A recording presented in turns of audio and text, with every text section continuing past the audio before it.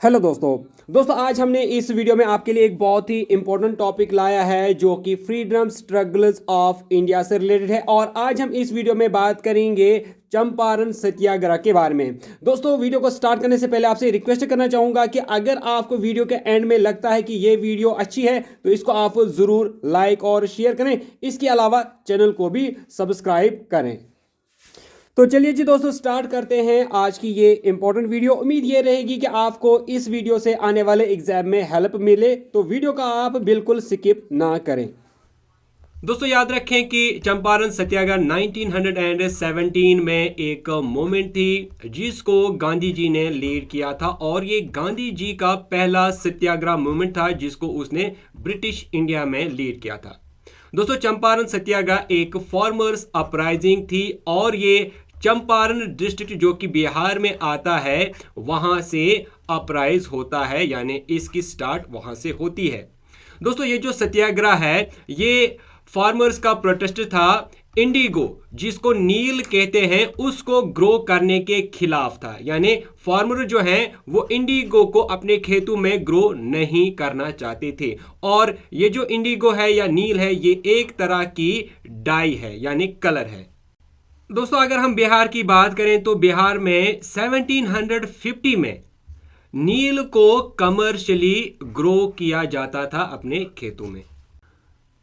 दोस्तों east India company ने एक इकोनॉमिक पॉलिसी बनाई थी या एनफोर्स की थी, और इस पॉलिसी के तहत उन्होंने एक सिस्टम निकाला था या एक लॉ निकाला था जिसको कहते थे तिनकटिया सिस्टम। इस तिनकटिया सिस्टम के तहत उन्होंने जो कल्टीवेटर्स हैं या जो फार्मर्स हैं उनको अपने जमीन के 20 हिस्सों में से 3 हिस्सों पर जरूरी इंडिगो को कल्टीवेट करना पड़ता था। जबरदस्ती उनसे इंडिगो की काश्त करवाई जाती थी 20 हिस्सों में से 3 हिस्सों पर। दोस्तों याद रखें कि तिनकटिया वर्ड जो है ये 3 कट्टा से बना है। 3 कट्टा होता है इंडिया में लैंड यानी जमीन को मेजर करने का यूनिट, तो इसी से बना है तिनकटिया।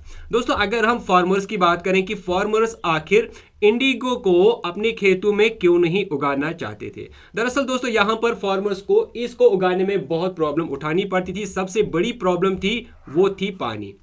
इंडिगो को काश्त करने के लिए, इंडिगो को ग्रो करने के लिए बहुत सारा पानी ज़रूरत होता है जो कि फार्मर्स के पास अवेलेबल नहीं था। और दूसरा, जब इंडिगो की काश्त ज़मीन पर होती है तो जो ज़मीन है वो इनफर्टाइल हो जाती है, यानी वो बंजर हो जाती है। और तीसरी जो इंपॉर्टेंट चीज़ थी कि जब जो फार्मर्स थे इस इंडिगो की काश्त करते थे तो जो ट्रेडर्स होते थे वो इन किसानों को कुछ नहीं देते थे। अगर कुछ देते भी थे तो वो बहुत कम पैसा था, जिससे इनको काफ़ी खसारा उठाना पड़ता था, इनको लॉस उठाना पड़ता था किसानों को। एक तो इनको पानी की समस्या थी, दूसरा इनकी लैंड इनफर्टाइल होती थी, और तीसरा इनको पैसे भी नहीं दिया जाता था जितनी उसकी प्राइस होती थी। तो कम कलील बहुत थोड़ा सा इनको दिया जाता था। तो इस वजह से ये जो किसान है अपनी खेतों में इंडिगो को ग्रो नहीं करना चाहते थे। तो शॉर्ट में हम यहां पर ये कह सकते हैं कि जो किसान हैं उनकी हालत बहुत ही खराब थी। लेकिन जो दोस्तों ट्रेडर्स थे वो किसानों पर बराबर दबाव बनाए हुए थे कि आप ज्यादा से ज्यादा अपने खेतों में इंडिगो की काश्त करें। तो किसानों की जो हालत है वो बद से बदतर हो रही थी। किसानों की ये हालत देखकर गणेश शंकर विद्यार्थी और पीर मुनीश अखबारों में किसानों की इस हालत को पब्लिश कर देते हैं। लेकिन जब उन्होंने इसको पब्लिश किया अखबारों में तो उनको अपने जॉब खोनी पड़ी। उनको जॉब से ही, नौकरी से ही निकाला गया जब उन्होंने किसानों के बारे में अखबारों में लिखा। उसके बाद दोस्तों याद रखें कि राजकुमार शुक्ला और संत राउत जो होते हैं ये गांधी जी के पास आते हैं और गांधी जी को ये मनाते हैं कि वो चंपारण आए किसानों की हालत देखने के लिए। फिर गांधी जी जो हैं वो मान जाते हैं और वो चंपारण आते हैं 10 अप्रैल 1917 को। यहाँ पर वो संत राउत के घर में रहते हैं जो अमोलवा विलेज में होता है।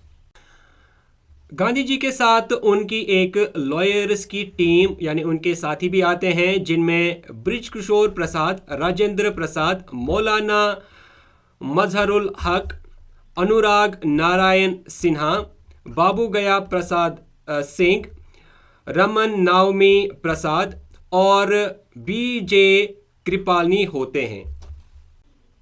जब गांधी जी यहाँ पर आते हैं अपने वकीलों के साथ, तो वो यहाँ पर एसेस कर लेते हैं और जो किसानों की हालत है उसको अच्छी तरह से जांचते हैं। तो उनको पता चलता है कि किसानों की हालत यहाँ पर बहुत ही खराब है।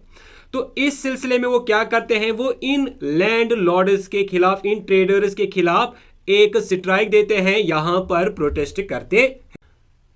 फिर इसके बाद क्या होता है, जो यहां पर यानी चंपारण में डिस्ट्रिक्ट मजिस्ट्रेट होता है, वो गांधी जी को नोटिस भेजते हैं कि आप चंपारण से निकल जाइए। यहाँ पर जो आपने हालत बनाई है उसको देखकर आपका यहाँ रहना ठीक नहीं है। आप यहाँ पर लॉ एंड ऑर्डर की सिचुएशन क्रिएट कर रहे हैं। बेहतर आपके लिए यही होगा कि जो भी आपको पहली वाली ट्रेन मिलेगी आप उस ट्रेन में बैठ जाइए और यहाँ से निकल जाइए। लेकिन गांधी जी जो हैं वो इस ऑर्डर को डिसोबे करते हैं, वो नहीं मानते हैं। तो इस ऑर्डर को न मानने पर यानी चंपारण को न छोड़ने पर गांधी जी को अरेस्ट किया जाता है, उसको कोर्ट में बुलाया जाता है।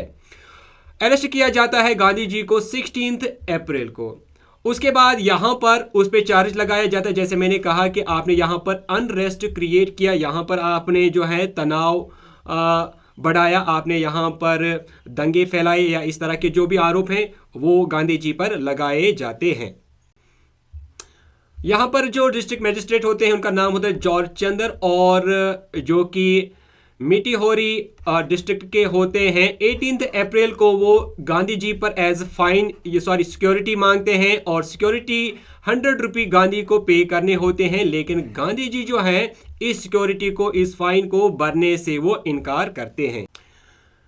जब गांधी जी कोर्ट में होते हैं तो यहाँ पर बहुत सारे किसान, हंड्रेड्स में किसान यहाँ पर आते हैं। कोर्ट के बाहर वो धरना देते हैं और डिमांड करते हैं कि गांधी जी को रिलीज किया जाए।